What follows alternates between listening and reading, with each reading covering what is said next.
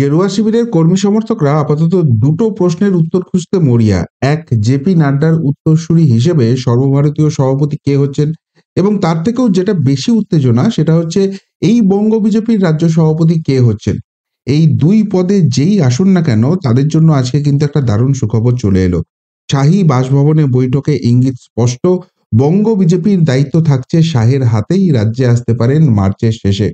গতকালই বিজেপির বর্তমান যিনি রাজ্য সভাপতি রয়েছেন সেই ডক্টর সুকান্ত মজুমদার, যিনি কেন্দ্রীয় প্রতিমন্ত্রীও বটে, তিনি এবং বিজেপির আইটি সেলের যিনি প্রধান তথা বাংলার সহ পর্যবেক্ষক সেই অমিত মালব্যজি, এই দুজন কিন্তু অমিত শাহের সঙ্গে বৈঠক করেন দিল্লিতে তার বাসভবনে।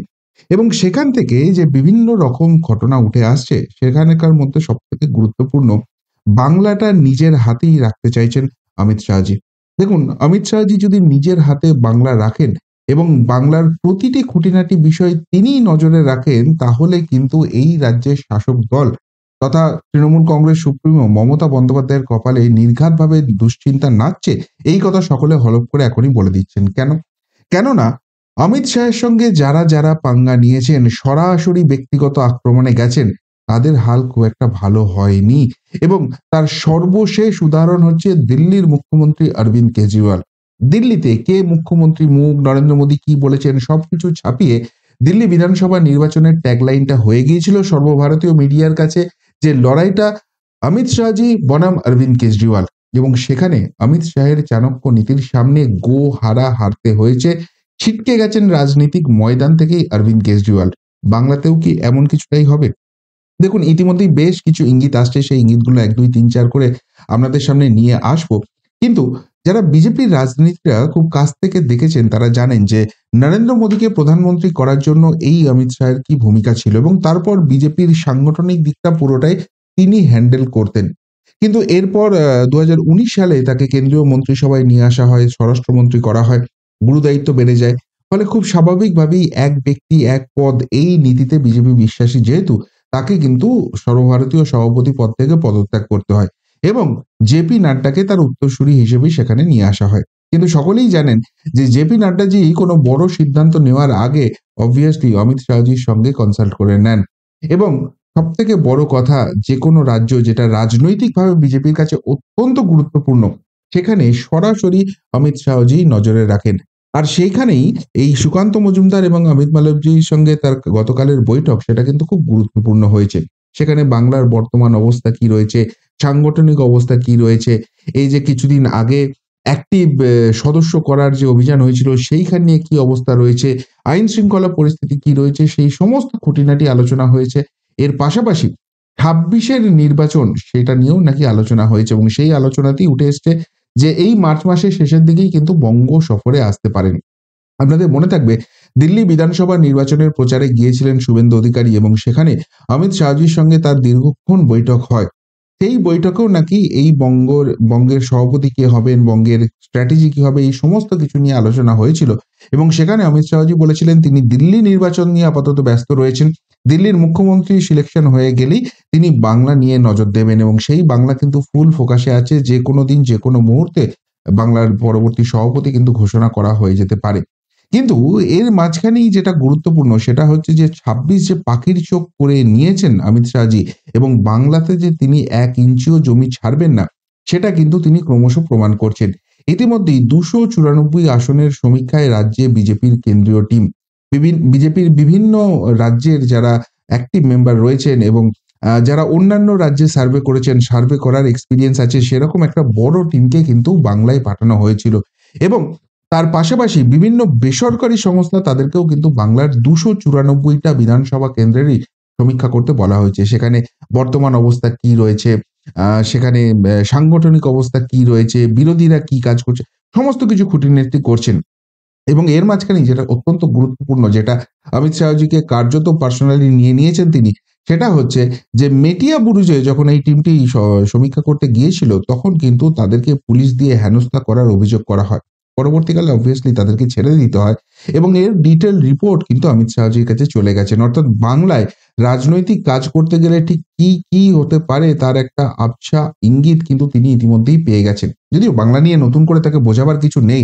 শুভেন্দু অধিকারী, সুকান্ত মজুমদাররা তাকে ডেইলি বেসিসেই আপডেট করেন কি হচ্ছে। কিন্তু বাংলাতে এত কিছু চাপের পরেও, এত কিছু দুর্নীতি নিয়ে করার পরেও যে কিরকম পুলিশ প্রশাসনকে ব্যবহার করে বিরোধীদের হেনস্থা করা হয় তার একটা জিনিস গেছে এবং সেটারও অ্যান্টিডোট তৈরি হচ্ছে।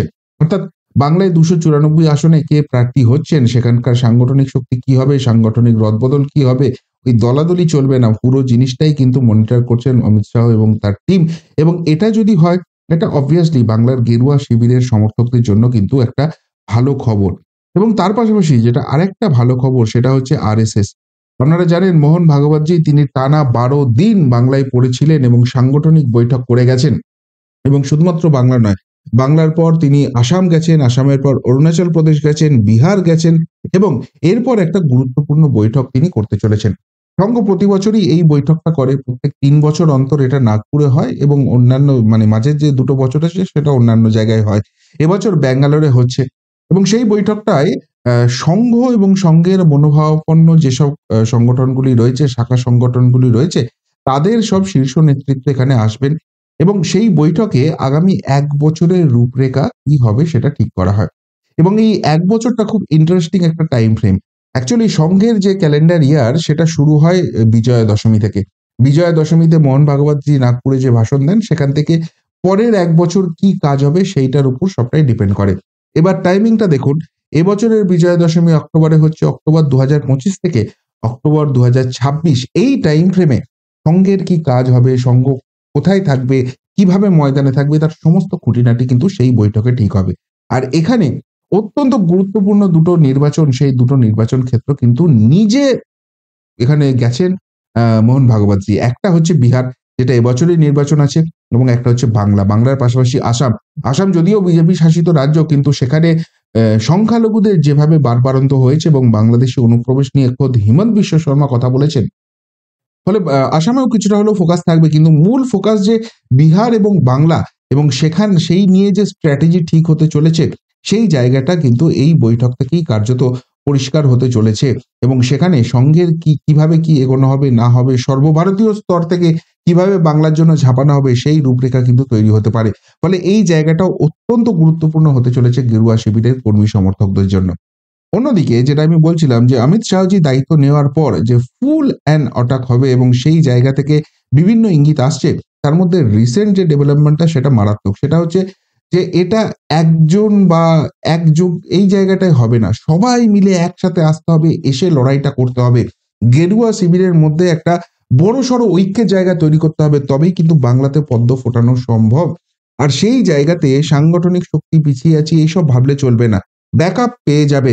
কিন্তু এবার ফোরফ্রন্টে গিয়ে লড়াইটা করতে হবে। এবার ফুল অন অ্যাকশন এ নামতে হবে। সেই বার্তা কি চলে এসছে? দেখুন যাদবপুর মানেই আমরা জানি বাম দুর্গ, লাল ঘাঁটি এবং সেখানে কিছুটা হলেও তৃণমূল কংগ্রেসের উপস্থিতি এবং সেই জায়গা থেকে বিজেপি মনোভাবাপন্ন কিছু যে সেখানে থাকতে পারে এটা কেউ ভাবতেও পারে না। কিন্তু এই যে যাদবপুর বিশ্ববিদ্যালয়ের ঘটনা ঘটলো সেখানে কিন্তু এবিভিপি সদর্পে তাদের উপস্থিতির কথা জানান দিয়েছে এবং যেভাবে আন্দোলন মুখর করে তুলেছে তাতে কিন্তু ভুরু কোঁচকাচ্ছে বাম শিবির এবং শাসক শিবির দুপক্ষেরই। এবং যাদবপুর বিশ্ববিদ্যালয় কিন্তু শুধুমাত্র একটা ওই ঝাঁকি হ্যায়, বাকি বহুত কুছ বাকি হ্যায় এই কথা সকলেই বলতে শুরু করেছেন। কেননা এই যে রাজনীতির ময়দান এখানে কয়েকটা ফ্রন্ট আছে যেগুলো কিন্তু খুব ইম্পোর্টেন্ট বিশেষ করে বাংলার রাজনীতির ক্ষেত্রে। একটা হচ্ছে ছাত্র রাজনীতি, একটা হচ্ছে যুব রাজনীতি, একটা হচ্ছে মহিলা রাজনীতি। এই জায়গাগুলো খুব ইম্পোর্টেন্ট। কিন্তু এতদিন যদি ভালো করে লক্ষ্য করেন গেরুয়া শিবিরের এই সেগমেন্ট গুলো কিন্তু সেইভাবে পেনিট্রেট করেনি বাংলায়। কিন্তু যেভাবে এবিভিপি যাদবপুরের মতো জায়গায়, যাদবপুরের মতো বাম ঘাঁটি যারা মতাদর্শগতভাবে তাদের ১৮০ ডিগ্রি বিপরীতে আছে সেইখানে গিয়ে ঝাঁপিয়ে পড়ল এবং সেখানে ভবিষ্যতে কিন্তু সার্জিক্যাল স্ট্রাইকের হুঙ্কার ছাড়ছে, সেই জায়গা থেকে এটা অত্যন্ত গুরুত্বপূর্ণ যে কেন্দ্রীয় স্তর থেকে নিশ্চিতভাবে সেখানে বার্তা এসে গেছে এবং সেইভাবেই কিন্তু এই আন্দোলনগুলো আগামী দিনে আরো তীব্র হবে এবং যত বেশি তীব্র আন্দোলন হবে, যত বেশি রাস্তায় নামতে পারবে গেরুয়া শিবির, তত কিন্তু মানুষের আস্থা তারা জিততে পারবে এবং মমতা বন্দ্যোপাধ্যায়ের কিন্তু চাপ তত বাড়বে।